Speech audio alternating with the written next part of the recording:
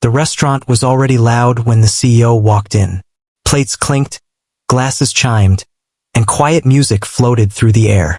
It was the kind of place where people came to feel important. Soft lights, clean tables, and staff moving fast but carefully. Everyone knew this restaurant was special. It was not cheap and it was not casual. People dressed well before coming here. The CEO arrived with 2 assistants and a business guest. His suit was sharp. His voice was louder than it needed to be. As soon as he stepped inside, the mood shifted. The manager rushed forward with a forced smile. Other staff straightened their backs. Some guests whispered, recognizing him from news articles and business interviews. He did not wait to be seated. He looked around like he owned the place already. His eyes scanned the room, not with interest, but with judgment. He finally pointed to a large table near the window and said he wanted that one. The manager hesitated for a moment, explaining it was reserved. The CEO stared at him until the manager nodded and quickly cleared the table. The waitress was called over to serve the group. She was quiet, dressed in a simple uniform, her hair neatly tied back. She had worked here for a long time. She knew the menu well. She knew how to handle difficult guests. Still, something about this man made the air feel heavy. She greeted them politely and asked if they would like water or drinks. The CEO did not look at her at first. He kept talking to his guest about money, power, and deals. When she asked again, he waved his hand like she was an insect. "Just bring what people like us usually drink," he said without looking at her. She nodded and walked away. A few minutes later, she returned with the drinks. One glass slipped slightly as she placed it down, making a soft sound against the table. No spill, no damage, just a small sound. The CEO slammed his hand on the table. "Are you serious?" he said loudly. Nearby guests turned their heads. "Do you know who you are serving?" The waitress froze. She quietly apologized and reached to adjust the glass. "I said don't touch it," he snapped. "People like you should know your place." The room grew quiet. Even the music seemed softer. The manager hurried over, trying to calm the situation, but the CEO was not finished. "This restaurant hires garbage now?" he said, his voice sharp and clear. "No skill, no class, just garbage walking around pretending to work." The word hung in the air. Some guests looked away. Others stared, uncomfortable but silent. No one spoke up. No one defended her. The waitress stood still. Her face did not change. She did not cry. She did not argue. She simply said, "I'm sorry," in a calm voice and stepped back. The CEO laughed and turned back to his guest, acting like nothing happened. The manager quietly told the waitress to take a short break. She nodded and walked toward the back of the restaurant. Her steps were steady, but her chest felt tight. Not from the insult alone, but from the familiar feeling that came with it. She had heard words like this before in her life. Not here, but in other places, other times. In the staff room, she sat down for a moment. The noise of the restaurant faded behind the door. She took a deep breath and slowly let it out. Her hands rested on her lap. They were steady. Anyone watching her would think she was just another worker who had been treated badly by a powerful customer. No one would guess what she really felt. No one would guess what she really knew. After a few minutes, she stood up and went back to work. The dinner service continued. Orders were taken. Food was served. Laughter returned to some tables, but the tension around the CEO's table remained. The CEO kept talking loudly. He complained about the food taking too long, even though it arrived on time. He criticized the plates, the lighting, even the chairs. Each complaint made him feel bigger, stronger. The waitress returned to the table only when necessary. She spoke politely and kept her answers short. She did not avoid eye contact, but she did not challenge him either. At one point, the CEO looked at her again and smirked. "See," he said to his guest. "This is why people like me succeed. We know quality when we see it. And this," he gestured toward her, "is not quality." His guest laughed nervously. The waitress nodded once and walked away. What the CEO did not know was that this restaurant was not just a workplace to her. Years ago, when the place was struggling, when banks refused loans and investors walked away, she had stepped in quietly. She had believed in the idea, in the people, in the future. She had put her savings into it, not for praise, not for control, but because she wanted it to survive. Her name was not on the walls. Her face was not on the website. She had chosen to stay in the background. To her, work was not about titles. It was about responsibility. She had learned long ago that power did not need to shout. As the night went on, the CEO asked to meet the owner. He wanted to complain. He wanted special treatment. The manager smiled tightly and said the owner was not available. Unacceptable, the CEO said. Tell them they are losing a future deal. The manager nodded again, sweat forming on his forehead. The waitress heard this from across the room. She continued wiping a table, her movements slow and careful. Inside, her thoughts were clear, calm, focused. The CEO finished his meal without another word to her. When the bill arrived, he barely glanced at it before pushing it away. I'm done here, he said. This place needs serious changes. He stood up and walked out, his assistants following quickly. The door closed behind them. The restaurant breathed again. The manager apologized to the staff and thanked them for their patience. The waitress said nothing. She simply returned to her tasks. Later that night, after the restaurant closed, she stayed behind. She checked reports. She reviewed notes. She made a quiet phone call.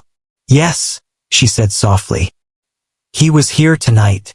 She listened for a moment, then added, No, he has no idea. She ended the call and looked around the empty restaurant. Chairs upside down. Lights dimmed. Silence. Tomorrow would be another day. And the man who called her garbage would soon learn that silence does not mean weakness. It only means waiting. The next morning, the restaurant opened like any other day. The smell of fresh bread filled the air. Chairs were placed carefully. Menus were cleaned and set straight. To anyone watching from outside, nothing looked different. But inside, the mood was not the same. The waitress arrived early. She always did. She changed into her uniform, tied her hair back, and checked the floor list. Her face was calm, but her mind was busy. Last night had not hurt her pride. It had reminded her of why she stayed quiet all these years. She walked through the dining area, checking small details most people ignored. A loose table leg, a light that flickered slightly, a crack in the wall paint near the back corner. She made notes in a small notebook she kept hidden in her bag. The staff greeted her as usual. Some smiled kindly. Some looked away, unsure what to say after what they had seen the night before. No one mentioned the insult. In places like this, silence was easier than truth. During the lunch rush, the manager received a call. His face changed as he listened. He walked toward the office, closing the door behind him. Inside, his voice dropped low. Yes, sir. Yes, I understand. Of course, we value the opportunity. He hung up and rubbed his forehead. The CEO had made good on his words. He was pushing for meetings, talking about deals, talking about control. Out on the floor, the waitress served customers with the same care as always. Elderly couples, families, office workers in a hurry. She listened, smiled, and moved quickly. She treated everyone the same, no matter their clothes or tone. Between tables, she slipped into the storage room and checked her phone. A message waited for her. Short, direct, confirmed what she already knew. The CEO was planning something big. He believed the restaurant was weak. He believed the people running it were easy to pressure. She placed the phone back in her pocket and returned to work. That afternoon, when the restaurant was quiet, she stayed behind again. The manager thought she was finishing cleaning duties. He did not know she had keys that opened more than just supply closets. She entered a small back office that most staff never used. Inside were files, records, and old agreements. She sat down and opened a folder marked with dates from years ago. Papers filled with signatures, stamps, and careful words. She remembered that time clearly. The restaurant had been close to closing. Bills unpaid. Staff worried. The original owners had been desperate. Banks said no. Investors laughed. She had listened quietly back then too. She had seen the potential others missed. So she had offered help, but only on one condition. No attention. No public role. No daily control. She believed good things worked best when egos stayed small. Now, years later, the restaurant was successful. Busy. Respected. And someone like the CEO wanted a piece of it. She closed the folder and locked it away. That evening, the CEO returned. This time, he did not come for dinner. He came with papers and confidence. He sat with the manager, speaking fast and firm. His voice carried through the restaurant. "I can turn this place into a chain," he said. "Bigger locations. More profit. But I don't deal with amateurs." The manager nodded, unsure. He glanced toward the floor, where the waitress passed by with a tray. Their eyes met for a brief moment. She gave him a small, steady look. The CEO noticed and frowned. "Why is she still here?" he asked. "Didn't I make myself clear last night?" The manager swallowed. "She's reliable. One of our longest staff members." The CEO scoffed.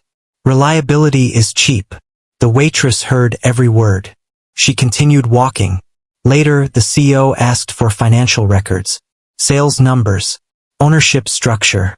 The manager explained that some details were handled by external partners. "Who?" the CEO asked. The manager hesitated. "A silent partner." The CEO laughed. "Silent partners are scared partners. I'll crush them in negotiations." He stood up, smoothing his suit. "Set the meeting. I don't like waiting." That night, the waitress sat alone at a small table after closing. She wrote notes again. This time, longer. More detailed.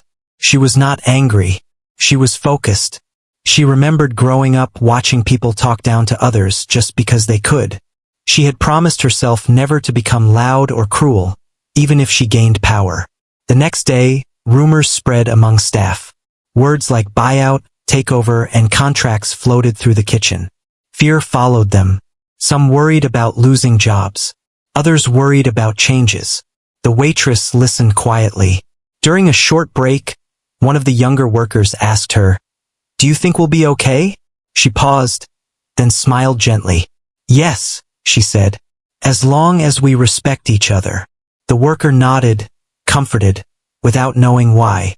Behind closed doors, emails were exchanged. Lawyers were contacted. Meetings were scheduled. The CEO pushed hard, believing he was dealing with small people. He never once looked twice at the waitress. That was his biggest mistake. As the meeting day approached, the restaurant stayed busy. Customers praised the service. Reviews remained strong. The staff worked harder, driven by quiet loyalty. On the night before the meeting, the waitress walked through the empty dining room again. She touched the back of a chair. She straightened a menu. This place meant something to her. Not because of money, but because of people. The cooks, the servers, the cleaners, all trying to make an honest living. She turned off the lights and locked the door. Tomorrow, the man who called her garbage would sit across a table from the truth. And for the first time, she would not be serving him food. She would be serving him reality. The day of the meeting arrived with gray skies and steady rain. The restaurant opened later than usual. A private room had been prepared in the back, away from customers. Clean table, fresh water, stacks of documents placed neatly at one end. The CEO arrived early. He always did when he wanted to feel in control. His shoes were polished. His tone was sharp. He spoke into his phone while walking, giving orders without listening for replies. His assistants followed, carrying folders and laptops. He barely glanced at the restaurant around him. To him, it was already a number on a page. Something to be taken apart and rebuilt in his image. The manager greeted him with a careful smile and led him to the private room. The CEO sat down and spread his papers across the table, claiming space like territory. "Let's not waste time," he said. "I know what this place makes. I know what it could make under my control." The manager nodded and said they were waiting for the other party. "The silent partner," the CEO said with a short laugh. "I'm curious. People who hide usually have nothing to show." Outside the room, the waitress moved through the restaurant floor as usual. She served coffee to a couple near the window. She refilled water glasses. She listened to orders. Her movements were calm, her breathing slow. She knew the meeting had started. She knew what was being said inside that room. Not because she guessed, but because she had seen these moments before in other places with other powerful people who thought confidence meant dominance. A message vibrated in her pocket. One word. Ready. She did not reply. Inside the meeting room, the CEO leaned back in his chair. He explained his plan with confidence. Bigger locations, lower costs, faster service. He talked about replacing staff, changing menus, and cutting what he called unnecessary warmth. People don't come for feelings, he said. They come for results. The manager shifted uncomfortably. Our customers often say the opposite. The CEO waved his hand. Customers don't know what they want until you tell them. Minutes passed. Then more. The CEO grew impatient. Where is this partner? He asked. Afraid to show up? The manager opened his mouth to answer, but the door opened first. The waitress stepped in. She was not in her uniform.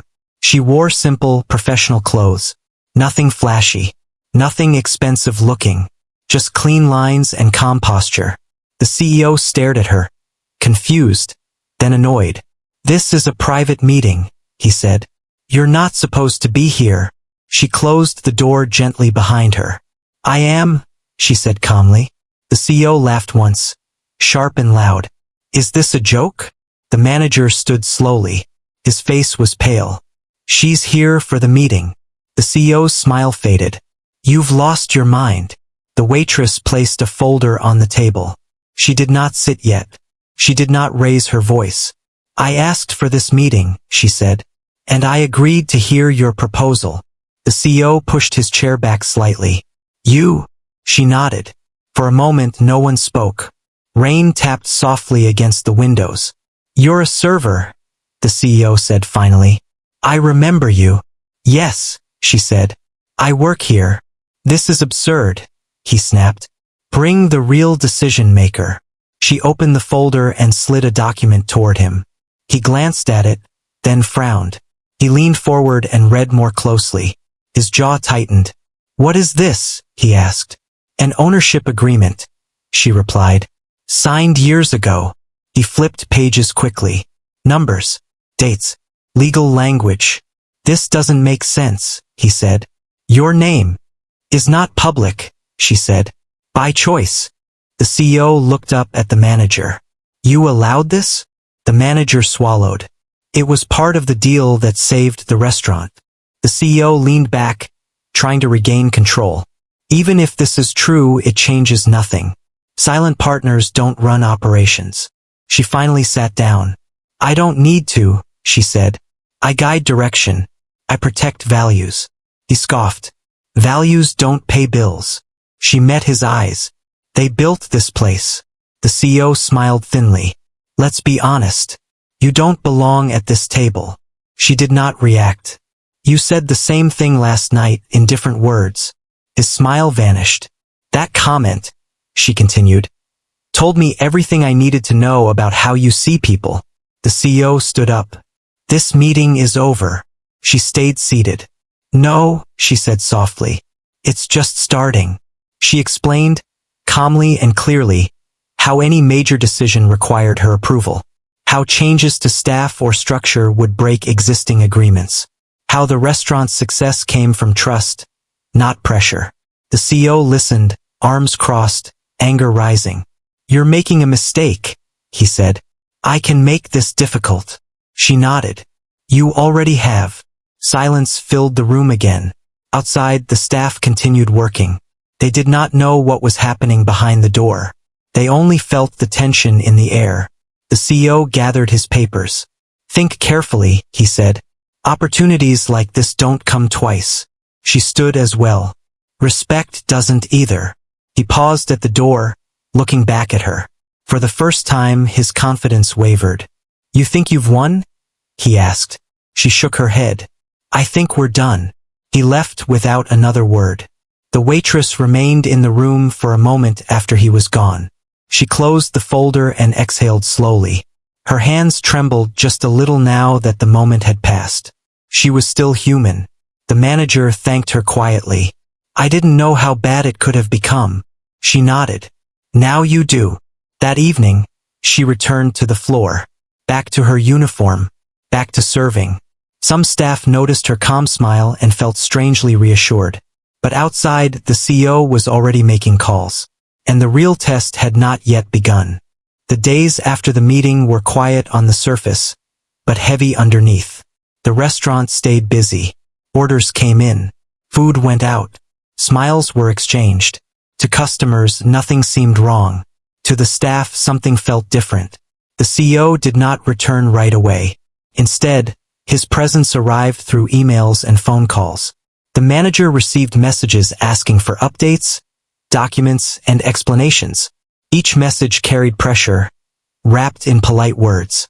The waitress watched all of this without stepping forward. She kept doing her job. She took orders. She cleared tables. She helped in the kitchen when things got rushed. She listened more than she spoke. Some staff members whispered during breaks. "Did you hear? Is the place being sold? Are we going to lose our jobs?" The waitress answered gently when asked. "Nothing has changed today," she would say. "Let's focus on today." Her calm helped, even if it did not explain anything. One afternoon, a delivery truck arrived late. The cook complained loudly. A customer sent back a plate. Small problems stacked on top of each other. The manager looked overwhelmed. The waitress noticed. She stepped closer and quietly said, "I can help with the schedule tonight." The manager nodded with relief. "Thank you." She adjusted shifts, filled gaps, and smoothed tensions. She did it without announcing herself the same way she always had. That evening, the CEO sent a formal notice. He wanted another meeting, this time with lawyers. The manager read the message twice before calling her into the office. "He's not backing down," he said. She sat across from him, hands folded. "Neither are we." He hesitated. "They will try to intimidate us." She nodded. "They already have." The next day, the lawyers arrived. Briefcases, serious faces. They asked questions about contracts, ownership, and authority. They spoke in careful language, but the message was clear. Give in or things would get complicated. The waitress listened from the corner of the room. She did not interrupt. When they finished, she thanked them for their time. "We will respond through proper channels," she said calmly. One of the lawyers looked surprised. "You seem very confident." She met his gaze. "I am prepared." Outside the meeting room, the CEO waited in his car. He watched the lawyers leave and frowned. He had expected fear. He had expected confusion. Instead, he felt resistance. That night, he made calls to people he trusted. Advisors, contacts, old partners. He spoke about the restaurant like it was a problem that needed fixing. "She's standing in the way," he said. "A server of all things." Some listened. Some warned him to slow down. "You underestimated her," one voice said. He ended the call without replying. Back at the restaurant, the waitress stayed late again. She reviewed reports and checked messages. She noticed small changes. Orders from certain suppliers delayed. Permit review suddenly scheduled. Nothing illegal, just pressure. She recognized the pattern. She made another call. "Proceed," she said simply. The next morning, a local paper published a short article. It praised the restaurant for fair wages, community support, and long-term staff loyalty. Customers shared it online. Comments were positive. The CEO read the article and frowned. Later that week, a regular customer approached the waitress. "I just wanted to say," the customer said, "this place feels different." In a good way. The waitress smiled. "Thank you for noticing." The pressure continued. Meetings delayed. Offers adjusted. Terms rewritten. Each time the CEO tried to push harder, the response remained steady. Inside him, frustration grew. He remembered the night he had called her garbage. The word returned to him now heavier than before. Not because he felt guilty, but because it no longer fit. At another meeting, he finally faced her directly again. "You're ruining a good opportunity," he said. She replied calmly, "You're asking us to give up what made this place strong. You could make more money," he insisted. She nodded. "Money isn't the only measure." He leaned forward. "Then what is?" She paused. "Respect." He laughed, but it sounded forced. Outside the restaurant, staff noticed changes in her. Not louder, not stricter, just more present, more watchful. They felt protected even if they didn't know why. One evening, a young worker stayed late to help clean. "Why do you work so hard?" they asked her. "You could do something else." She thought for a moment. "Because places like this are built by people who care. If they fall, something important is lost." The worker nodded, feeling the truth without fully understanding it. As weeks passed, the CEO's confidence cracked. His calls went unanswered. His pressure stopped working. The deal he thought was easy began to slip. He realized too late that power does not always sit at the head of the table. Sometimes it clears the table after everyone leaves. On a quiet night, the waitress stood alone in the dining room again. She looked around at the chairs, the walls, the lights. The storm was not over yet, but it was turning. The final meeting was scheduled for a quiet morning. No rain this time. Sunlight came through the windows, soft and clear. The restaurant was closed to the public for a few hours. Chairs were set neatly. Coffee waited on the side table. The CEO arrived with fewer people. No loud calls. No rushed steps. He looked tired. The sharp edge he once carried felt dull now. The waitress arrived shortly after. She wore the same simple, professional clothes as before. She carried one folder. Nothing more. They sat across from each other. For a moment, neither spoke.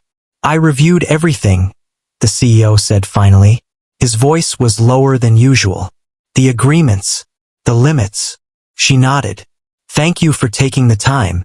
He exhaled. "You knew this would be difficult." "Yes," she said.